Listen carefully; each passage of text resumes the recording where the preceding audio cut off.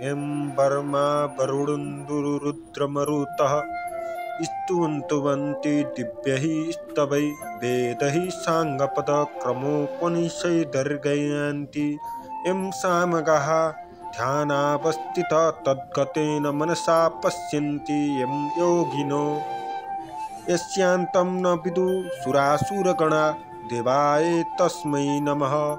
श्रीमच्चन्दनचर्चितो जल्ललोपुः शुक्लाम्बरा मल्लिकामाललं कीर्तकुण्डला परवीलसन्मुक्तावली शोभिता सर्वज्ञाननिदानपुस्तकधरा रुद्राक्षमालाकरा वाग्देवी वदनाम्बुजे वसतु मे त्रैलोक्ये माता चिरम् मुखं करोति वाचालं पङ्गुं लङ्घयते गिरिम् यत्कृपा तमहं वन्दे परमानन्दमाधवं नमो भगवते तस्मै व्यासाय मिततेजसे यस्य प्रसादत वक्ष्यामि नारायणकथामिमां नारायणं नमस्कृत्य नरं चैव नरोत्तमं देवीं सरस्वतीं व्यासं ततो जयमुदीरयेत्।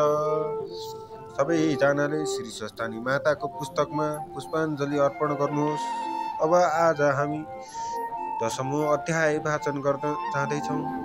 पीठोत्पत्ति उपाख्यान अथ 10औं अध्याय। कुमारजी आज्ञा गर्नुहुन्छ, हे अगस्त्य मुनि, राजा राजगृहमा गएर दाहिने कुइना पतन भयो। राजगृह पीठ राजगृहेश्वरी देवी उल्कामुखी योगिनी हरेश्वर महादेव उत्पन्न भए। शिव शक्ति स्वरूपले रहे। त्यस पुण्य भूमिमा वायु आएर अनेक तरले मिठा सुगन्ध बहाई तपस्या गरे। ईश्वरी प्रसन्न भएर वरदान ल्याऊ भनिन्। वायुहरूले संसारमा जति जीवात्मा छन् तिनको प्राणवायु हुन सकौँ भनी मागे। ईश्वरीले तथास्तु भनी वरदान दे। फेरि कुहापुरमा गई उदर उत्पन्न भयो र कुहापुरपीठ र महालक्ष्मी देवी नन्दा योगिनी शमशानेश्वर महादेव उत्पन्न भए। शिव शक्ति स्वरूपले रहे। त्यस पुण्य भूमिमा गरुड आएर नाना रत्न एवं फलफुल चढाई तपस्या गरे। ईश्वरी प्रसन्न भई वरदान ल्याऊ भनिन्। गरुडले नागहरू मेरा आहार हुन् भनी मागे। ईश्वरीले तथास्तु भनी वरदान दिए। फेरि महापन्थमा गएर बायाँ कुहिनो पतन भयो। महापन्थ पीठ प्रचण्ड चण्डिका देवी रेणुका योगिनी विश्वामित्रेश्वर महादेव उत्पन्न भए। शिवशक्ति स्वरूपले रहे। त्यस पुण्य भूमिमा अप्सराहरू आएर नाचगान सहित तपस्या गरे। ईश्वरी प्रसन्न भई वरदान ल्याऊ भनिन्। अप्सराहरूले इन्द्रादि देवताहरूलाई सदैव मोहित गर्न पार्न सकौँ भनी मागे। ईश्वरीले तथास्तु भनी वरदान दिइन्। फेरि एकापुरमा पुगी दाहिने घुँडा पतन भयो। एकापुरपीठ साधुची देवी सम्कुम्पा योगिनी उन्मत्तेश्वर महादेव उत्पन्न भए। शिवशक्ति स्वरूपले रहे र त्यस मत्स्य भूमिमा शिलाहरू आएर तपस्या गरे। ईश्वरी प्रसन्न भई वरदान ल्याऊ भनिन्। शिलाहरूले देवताका अङ्गमा लागौँ भनी मागे। ईश्वरीले तथास्तु भनिन्। फेरि ओमकारपुरमा गएपछि माथिल्लो ओठ पतन भयो र ओमकारपीठ मातृका देवी प्रणोदया योगिनी सन्तानेश्वर महादेव उत्पन्न भए। शिवशक्ति स्वरूपले रहे। त्यस सिद्ध भूमिमा कल्पवृक्ष आएर अनेक फलफुल चढाई पूजा र तपस्या गरे। ईश्वरी प्रसन्न भई वरदान ल्याऊ भनिन्। कल्पवृक्षले जहिले जे चितायो सो फलाउन सकु भनी मागे र ईश्वरी प्रसन्न भई तथास्तु भनिन्।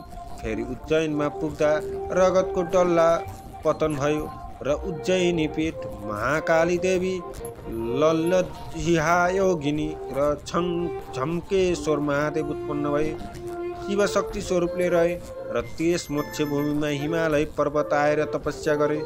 ईश्वरी प्रसन्न भई वरदान ल्याऊ भनिन्। हिमालयले देवता दैत्य मनुष्य सबैलाई मुक्ति दिन सकु भनी मागे।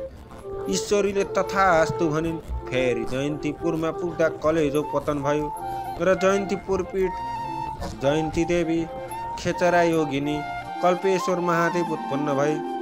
शिवशक्ति स्वरूपले रहे। त्यस मत्स्य भूमिमा तुलसी कुश आएर तपस्या गरे। ईश्वरी प्रसन्न भई वरदान ल्याऊ भनिन्। तुलसी कुशले स्वर्ग मर्ते पाताल तिनै लोकले हामीलाई मानुन् भनी मागे। ईश्वरीले तथास्तु भनी वरदान दिइन्। फेरि चरित्रपुरमा पुग्दा दाहिने करङ पतन भयो। चरित्रपुर पीठ सर्वणेश्वरी देवी चित्रबणा योगिनी वायव्येश्वर महादेव उत्पन्न भए शिव शक्ति स्वरूपले रहे। त्यस सिद्ध भूमिमा योगिनी गण आएर तपस्या गरे। ईश्वरी प्रसन्न भई वरदान ल्याऊ भनिन्। योगिनीहरूले योग सिद्ध होस् भनी मागे र ईश्वरीले तथास्तु भनिन्। फेरि छिरिकापुरमा गएर भुँडी पतन भयो र छिरिकापुर पीठ र युगधारा देवी र कलङ्का योगिनी सहस्रेश्वर महादेव उत्पन्न भए शिव शक्ति स्वरूपले रहे। त्यस मोक्ष भूमिमा मातृका गण आएर तपस्या गरे। ईश्वरी प्रसन्न भई वरदान ल्याऊ भनिन्। मातृका गणले हामी स्थानका स्वामी हौँ भनी मागे। ईश्वरी प्रसन्न भई तथास्तु भनी वरदान दिए। फेरि हस्तिनापुरमा पुग्दा दाहिने कुम्पतन भयो। हस्तिनापुर पीठ चण्डेश्वरी देवी कोटराक्षी योगिनी र सुखारेश्वर महादेव उत्पन्न भए शिव शक्ति स्वरूपले रहे। त्यस मोक्ष भूमिमा सुदर्शन चक्र आएर तपस्या गरे। ईश्वरी प्रसन्न भएर वरदान ल्याऊ भनिन्। सुदर्शन चक्रले समारकर्ता हुन सकु भनी मागे। ईश्वरीले तथास्तु भनी वरदान दिइन्। फेरि उड्डयनमा पुगेपछि शिर पतन भयो र उड्डयन पीठ चित्रकला देवी पिङ्गलाक्षी योगिनी यज्ञेश्वर महादेव उत्पन्न भए शिव शक्ति स्वरूपले रहे। त्यस पुण्यभूमिमा हनुमानले फलफुल चढाई नाची उफ्री तपस्या गरे। ईश्वरी प्रसन्न भई वरदान माग भनिन्। हनुमानले रामचन्द्रको सेवक भएर लङ्का पोल्न सकु भनी मागे। ईश्वरीले तथास्तु भनी वरदान दिइन्। फेरि विश्वमा पुग्दा मृगोला पतन भयो र विश्वपीठ झम्केश्वरी देवी झम्काली योगिनी कुण्डलेश्वर महादेव उत्पन्न भए शिव शक्ति स्वरूपले रहे। त्यस पुण्यभूमिमा विश्वकर्मा आएर अनेक सुन्दर देवालयहरू बनाई तपस्या गरे। ईश्वरी प्रसन्न भई वरदान माग भनिन्। विश्वकर्माले मेरो कीर्ति सत्य त्रेता द्वापर र कली चारै युगमा स्थिर रहोस् भनी मागे। ईश्वरीले तथास्तु भनी वरदान दिइन्। फेरि प्रयागमा पुग्दा फोक्सो पतन भयो र प्रयाग पीठ सुन्दरी देवी महजङ्गा योगिनी महीदेवेश्वर महादेव उत्पन्न भए शिव शक्ति स्वरूपले रहे र त्यस मोक्ष भूमिमा 10 अवतार आएर तपस्या गरे। ईश्वरी प्रसन्न भएर वरदान ल्याऊ भनिन्। 10 अवतारले सत्य त्रेता द्वापर कली चारै युगमा दैत्य संहार गर्न सकौँ भनी मागे। ईश्वरीले तथास्तु भनी वरदान दिइन्। फेरि मायापुरमा गएपछि फियो पतन भयो। मायापुर पीठ मायादेवी चञ्चला योगिनी र तपस्येश्वर महादेव उत्पन्न भए शिव शक्ति स्वरूपले रहे। त्यस सिद्ध भूमिमा 64 लिङ्ग आएर जप ध्यान आदिद्वारा तपस्या गरे। ईश्वरी प्रसन्न भई वरदान ल्याऊ भनिन्। चतुष्टि लिङ्गले हामी स्वयम्भू लिङ्ग भएर रहन पाऊँ भनी मागे। ईश्वरीले तथास्तु भनिन्। फेरि मल्लगिरीमा पुग्दा बायाँ कुम्पतन भयो र मल्लगिरी पीठ मल्लिका देवी कोकुरा योगिनी उत्पन्नेश्वर महादेव उत्पन्न भए शिव शक्ति स्वरूपले रहे। त्यस सिद्ध भूमिमा भूत प्रेत पिशाच आदि आएर नाच गान र तपस्या गरे। ईश्वरी प्रसन्न भई वरदान ल्याऊ भनिन्। भूत प्रेत र पिशाचले सधैँ तिम्रो नजिकमा बस्न पाऊँ भनी मागे। ईश्वरीले तथास्तु भनिन् वरदान दिए। फेरि मल्लायगिरीमा पुग्दा आसन पतन भयो र मल्लायगिरी पीठ भद्रेश्वरी देवी कोमला योगिनी जागेश्वरी महादेव उत्पन्न भए शिव शक्ति स्वरूपले रहे। त्यस सिद्ध भूमिमा सत्य आएर तपस्या गरे। ईश्वरी प्रसन्न भएर वरदान माग भनिन्। सत्यले सत्यमा रहनेलाई उद्धार गर्न सकु भनी मागे। ईश्वरीले तथास्तु भनी वरदान दिइन्। फेरि मेरुगिरीमा पुगेपछि सूचिस्थान पतन भयो र मेरुगिरी पीठ उणादेवी कपालिनी योगिनी जियापतेश्वर महादेव उत्पन्न भए शिव शक्ति स्वरूपले रहे। त्यस सिद्ध भूमिमा सप्तनाग आएर तपस्या गरे। ईश्वरी प्रसन्न भएर वरदान ल्याऊ भनिन्। नागहरूले हाम्रो शरीर अगम्य रहोस् भनी मागे। ईश्वरीले तथास्तु भनी वरदान दिइन्। फेरि सेनामा गएर मुकुट पतन भयो। सेनापीठ उमादेवी अष्टवक्रा योगिनी कामेश्वर महादेव उत्पन्न भए शिव शक्ति स्वरूपले रहे। त्यस पुण्य भूमिमा नवगर आएर तपस्या गरे। ईश्वरी प्रसन्न भई वरदान ल्याऊ भनिन्। नवग्रहले लाभ हानिको अधिकार पाऊँ भनी मागे। ईश्वरीले तथास्तु भनी वरदान दिइन् र फेरि महेन्द्रमा पुग्दा दाहिने तिघ्रा पतन भयो र महेन्द्रपीठ इन्द्राणी देवी उद्धोर्गमनी योगिनी तारकेश्वर महादेव उत्पन्न भई शिवशक्ति स्वरूपले रहे।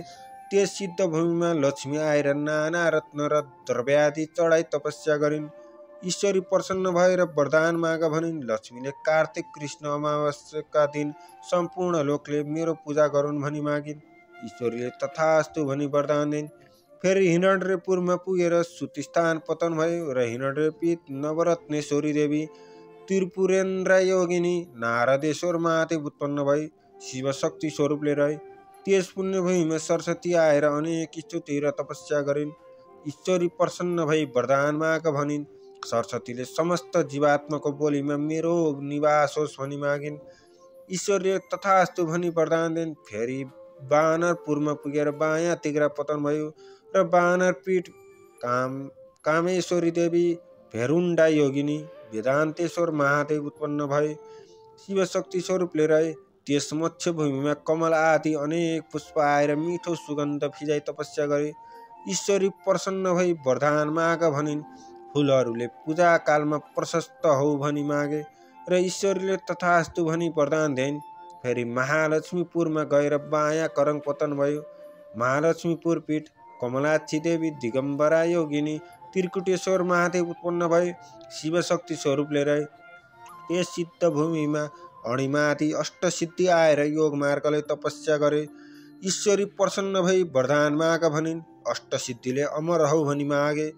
ईश्वरीले तथास्तु भनी वरदान दिइन्। फेरि उद्यानमा पुग्दा कण्डाउलो पतन भयो र उद्यानपीठ त्रिपुरा सुन्दरी देवी सुशङ्कोदरा योगिनी भैरवेश्वर महादेव उत्पन्न भए शिवशक्ति स्वरूपले रहे।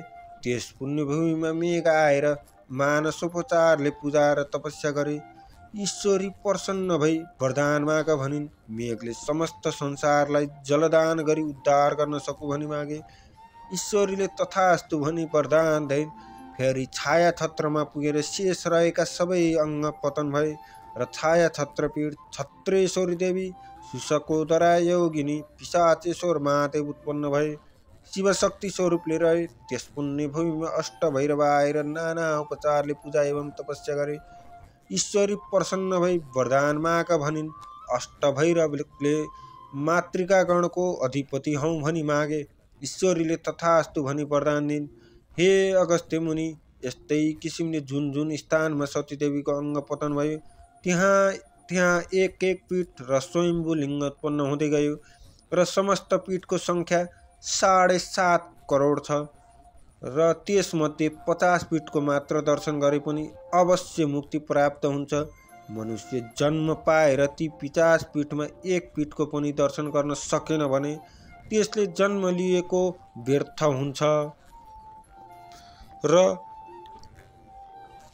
हुन्छ भनी स्वयं ब्रह्माजीले आज्ञा भएको छ। इति श्री स्कन्द पुराणे केदारखण्डे माघ महात्म्ये कुमार अगस्त्य संवादे शीर्षस्थानि परमेश्वर्यां व्रतकथायाम् अङ्गपतन पीठोपत्तिं वर्णनं नाम 10मो अध्याये।